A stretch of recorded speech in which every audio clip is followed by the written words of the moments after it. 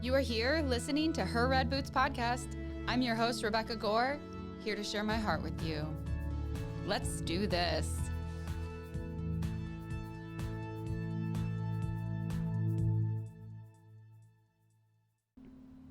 Hi, friends. Welcome back. I am going to open with prayer. God, thank you so much for how much you love us. Thank you for being a good father. Thank you for tending to us. Thank you for speaking to us. I ask that you would bless my friends, that you'd encourage them today in their walk, that you'd overwhelm them with your mercy and grace today. In Jesus' name, amen. All right, so we're going to just jump in. I am going to cover over the next 2 weeks, or this week and next week, the story of Abraham. I've been digging into his story and just realizing that God positioned him as the very first father of our faith. And so from Abraham onward, if you read through Genesis, he starts in Genesis 11:12. And so it's that idea of who he was, what God was doing in his life, how God was drawing him, and that he was creating a culture of people that would change what's normal and live by faith. Yes, we found faith before Abraham. People here sporadically were people of faith like Noah. God was like, oh, we'll save the people because Noah's a man of faith. But God was like, I want a people. I love these people, and I want a people that will live by faith. So it marks us differently. Like when you think about that, like as a believer, it should be very evident in your life that you live by faith. It should be a sound that comes off of you. Like faith is it's resounding in your life.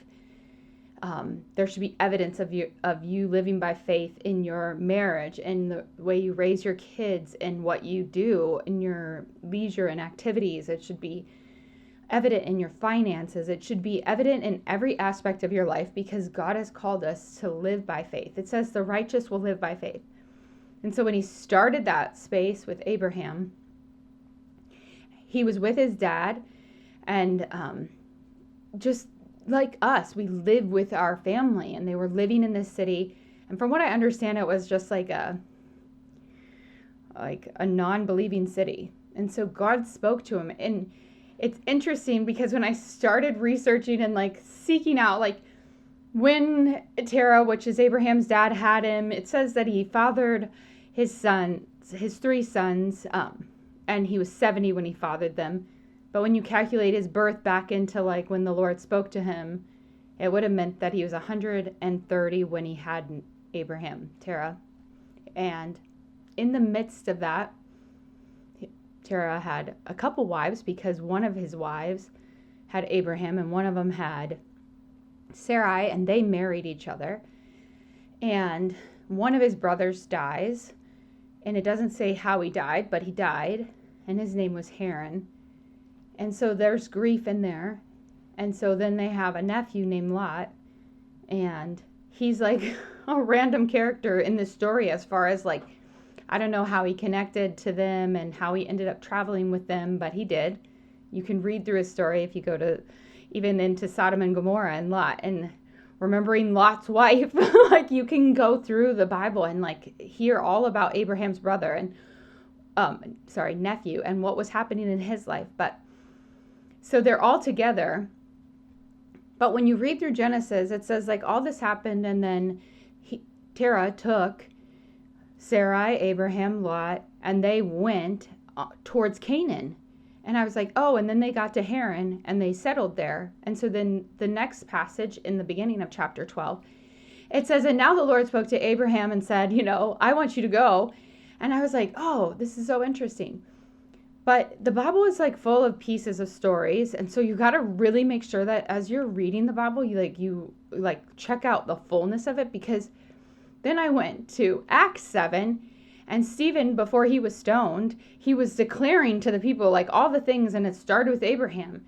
And it says that when Abraham was in Mesopotamia, that God spoke to him and said, I want you to go, and gave him this promise of saying, I want you to go to Canaan, and there's a promised land that you're going to inherit there.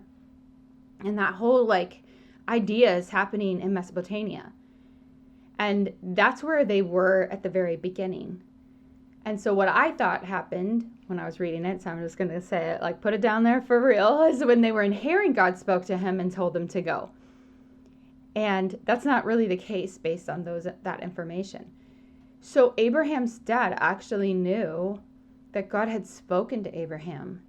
And so when Terah said, let's go towards Canaan, they went. But when they came to Haran, they settled there. And then Terah dies there at age 205. And Abraham was 75 at that point. And I was thinking about our lives as far as like, where in our faith, we're headed in the direction of faith. We're going towards this promise that seems impossible, like, or very unknown. Sometimes it's very obscure. Like, what does that even mean?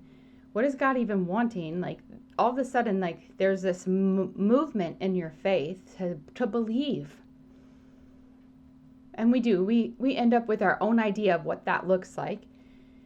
And so Terah's heading that direction, and he's carrying the legacy that direction, and then they stop in Haran. And I was thinking about how interesting Haran, the place, and Haran, the son's names are the same.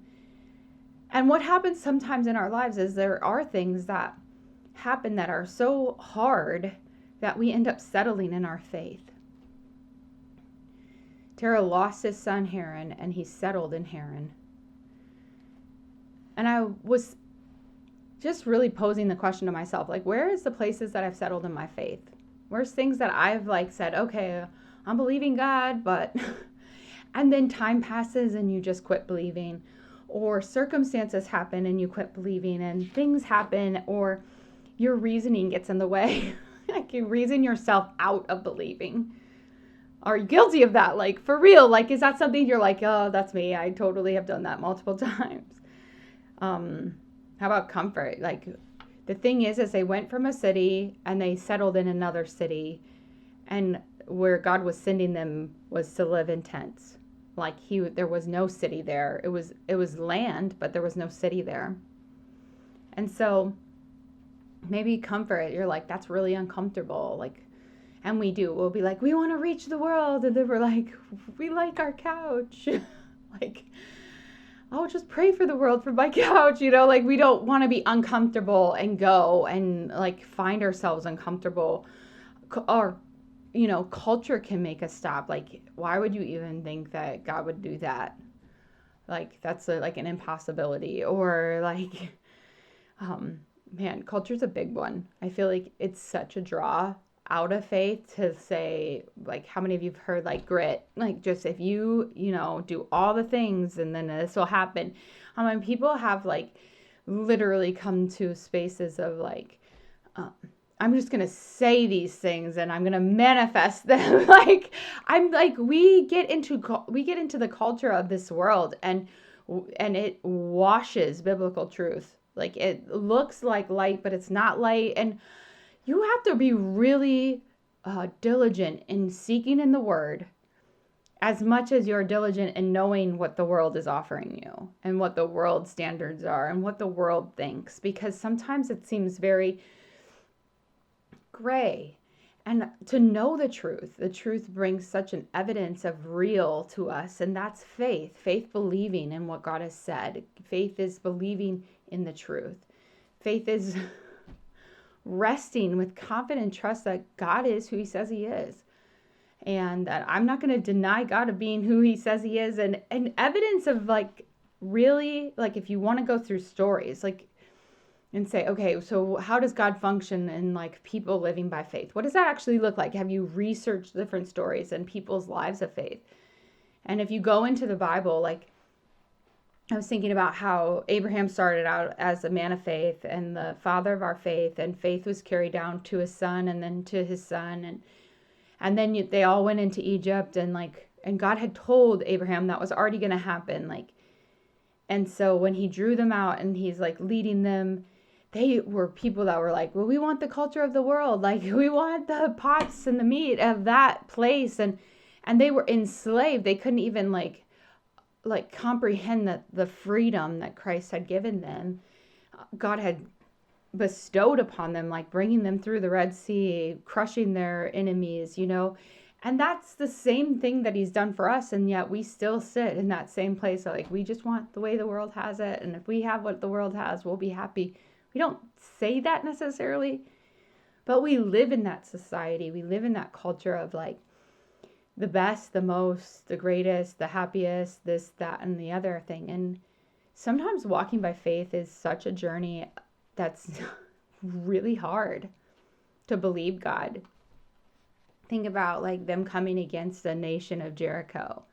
And God's like, so guys, I think you should send out your trumpeters first and march around it and don't say anything, and then do it again and do it again and do it again. And like that whole like idea of like how obscure what God was doing to create a victory for them, and what it must have felt like in the midst of it. Like if God was asking you to do that, what would that have felt like?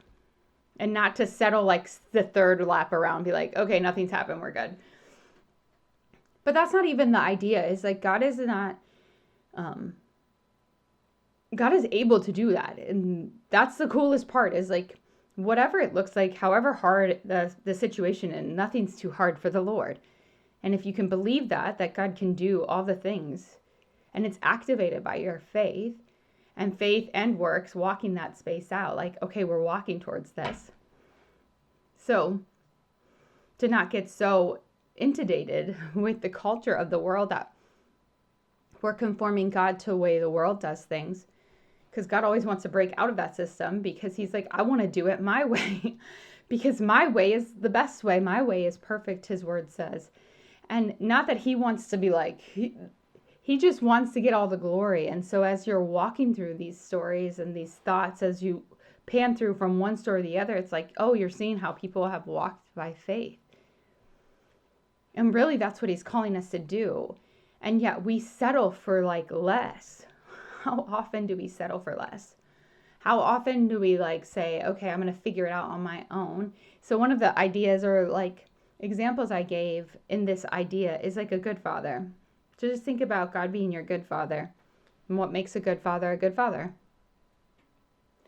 And maybe you didn't have a very good father, but you watched, a TV show, and you're like, oh, that was my dad would have been like that. I don't know. There's so many, like, we have like a idea of what maybe we would say, oh, that would be a good father. God father would just, like love us so much, or provide for all the things, or do this or do that. And so I was thinking about like God giving a promise to Abraham. And so just think about a good father saying, I want to buy you a car, okay? And so you're thinking like that. But as a child, like I come to my dad, I'm like, yes, you promised that you'd buy me a car, but like I've got so much in the bank, and I'll give you all of that for that. And he's like looking at me like, no. Like I didn't say that. And then I'll work for this long and navigate it, and then you can then we can figure this out. And he's like, I said I was going to buy you a car, like a father would be like, but that's not the way I was wanting to do it. I want to just give you the keys and you can have the car. And then the child will be like, well, I'm just not, let me just like be really good for the next 2 years. And then, like we play that card with God, like we're going to help God somehow. And God's like, I want to give you the victory. I've already purchased all the things for you. I've given you all the promise. And we settle because we think somehow we have to do something, or we should figure it out. And God's like, no, I'm just a good father, and I want to give you those promises. He's so good. And yes, sometimes they do come in delay, or they feel like they come in delay. And so like not allowing time to really like cause you to settle. It's been a long time and it hasn't happened yet. I mean, how long until it's too long? Well, if you need the very foundation of too long, then go to Abraham, because God took him all the way to the place where there was no way possible. His body was like as good as dead, it said. Like there wasn't anything happening, and look what the Lord has done. Like he created out of absolutely the very end of man's ability, and brought forth life because he wanted to do it. And God wants to do so many things in our lives. I believe that he wants to take us into a new season. He wants to lead us into a new season of faith. And it's like really in my heart. And so I'm going to try to express this to you the best way that I can, because sometimes it's like really hard to get what's in my heart into words. But I've been really thinking a lot about Jesus and about the miracles of Jesus and how he lived on the earth. And living a life of faith means you're believing God for the impossible. Like, what does that look like in 2025? Like, how do you live in that space? And so I was like kind of pulling back like some of the things in my mind of like, okay, like just give you the example of Jesus walking on the water. And predate that Jesus walking on the water, no one had ever walked on the water.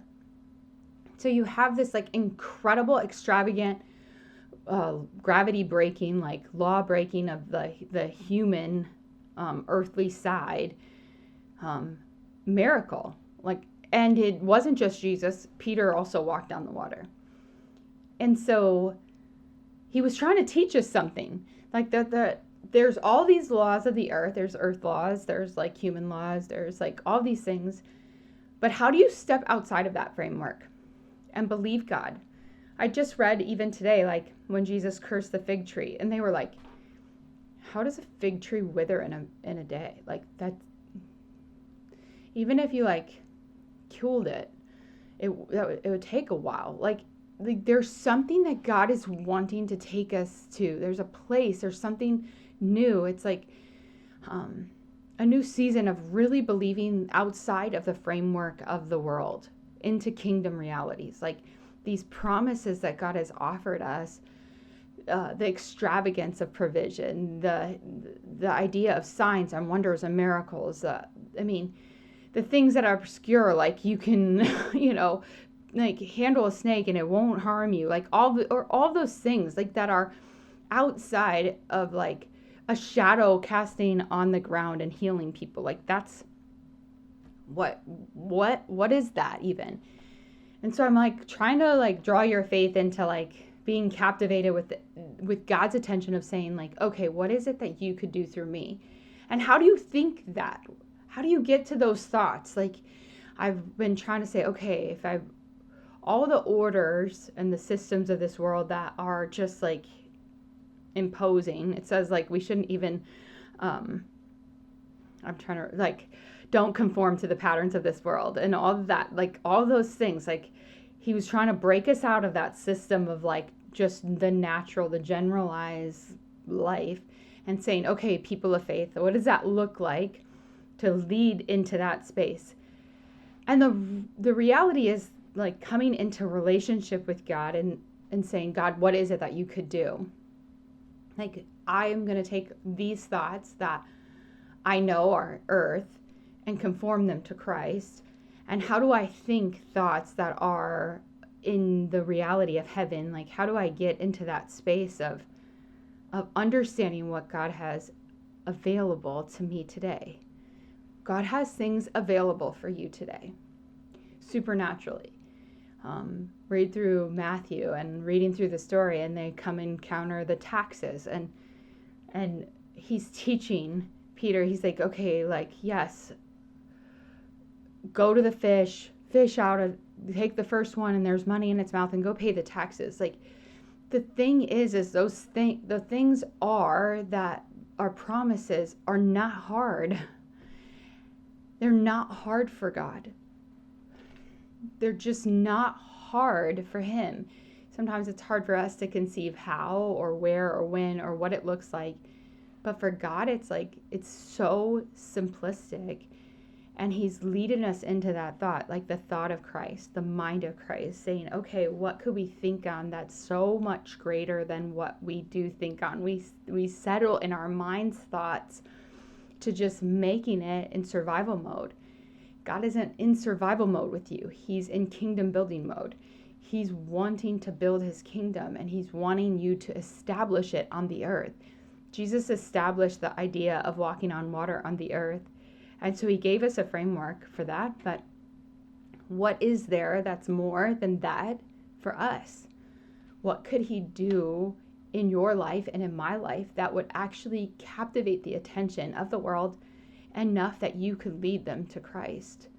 Miracles and signs and wonders and all of that led people to Jesus, led them to understand that God is good and he's faithful and he's who he says he is.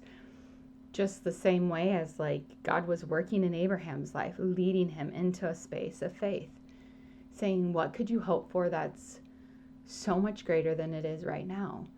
And so I'm just calling your attention to the idea of where have you settled your faith? Yes, there's simple things we settle our faith in.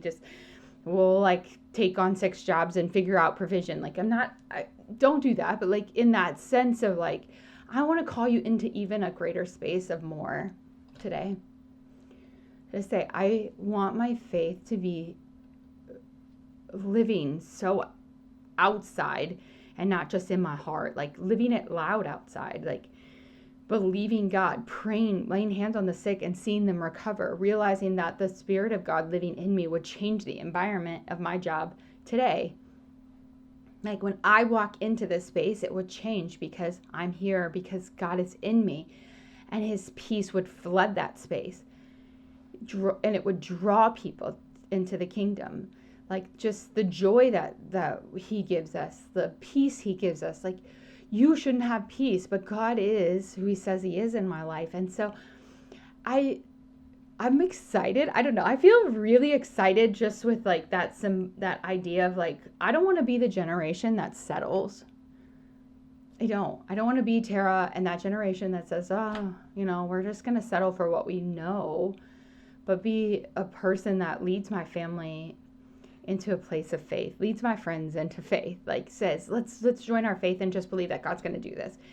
And believe that he cares about the smallest things to the biggest things in our lives, and bring God into the framework of every aspect of your life, whether it's job, relational, money, this, that, or other things, all the areas that you would be a person that lives by faith, that you wouldn't be settled in the idea of living by human standards and human ways and the world's ways and the world's thoughts. You'd be I don't really like that. It's not that fun. It's not really that great, because God is so much greater, and it's so exciting. I don't know. I get really excited with the thought of what God could do, because if he says that we could do even greater things than Jesus did, then there's a call out there to our faith to say, let's grab a hold of that. Let's pull things that we've never seen happen before. Let's take that idea of saying, I'm going to be so attentive to God and what God is doing that I'm in that space with him. And I want to walk in that space of faith. And so as you read through, I encourage you to read through the story of Abraham and see how God led him by faith from this space to that space to another space, and how he cultivated a relationship with God that was one of faith. And to believe God when he says he's going to do something, that he's going to do it. So take this week and really take an opportunity just to say, okay, God, where, maybe even if it's just one time this week, and just say, I want to believe you for something I've never believed you for. And I want you to show me what I should believe you for. And just speak to him about it and say, this is what I'm going after. And write it down. Say, this is how I'm going to believe that the Lord is going to do it. I'm going to believe that God's going to bless my family. I'm going to believe that I'm going to walk in peace every single day this week. I'm going to believe, God, that I'm going to see someone healed this week. I'm going to believe, God, for 5 people to get saved this week. Stepping outside of whatever is that's your norm and saying, I'm going to go big. And I'm just going to encourage you that that's what we're going to do this whole month. We're going to just believe God boldly and never settle for anything less than what God has to offer in every moment of our lives. So I just bless you, my friends, and I hope that you have an amazing week.